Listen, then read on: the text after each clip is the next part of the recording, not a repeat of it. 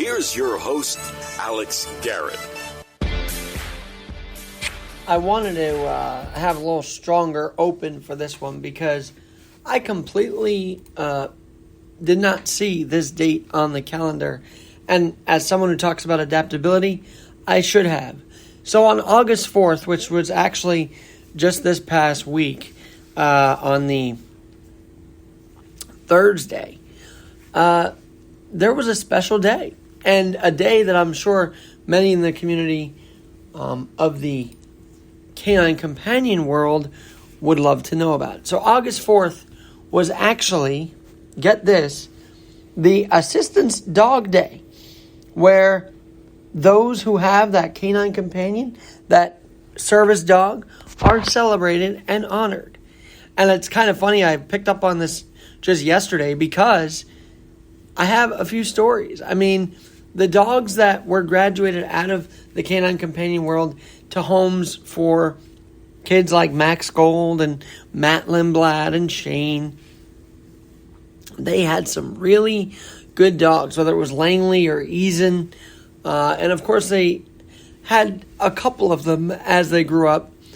So too did the dogs. And they were always there, even Mary Ron. They were always there. Maybe I shouldn't be name dropping, but those were just kids that came to mind, into adults that continued to have these canine companions. They are sweet animals. They are very special animals. And really, without these assistant dogs in training and graduations, people with disabilities would be way back in a sense.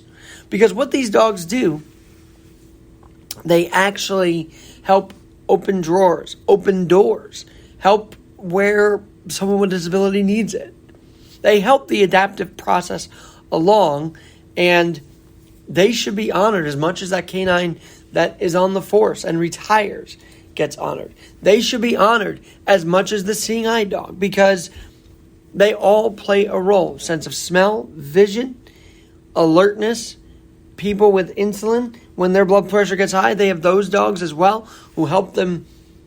And even dogs during panic attacks. The emotional support animals. Emotional support dogs. All of those four-footed friends play a role. And I'm so excited that I got to experience the canine companion experience through my friends.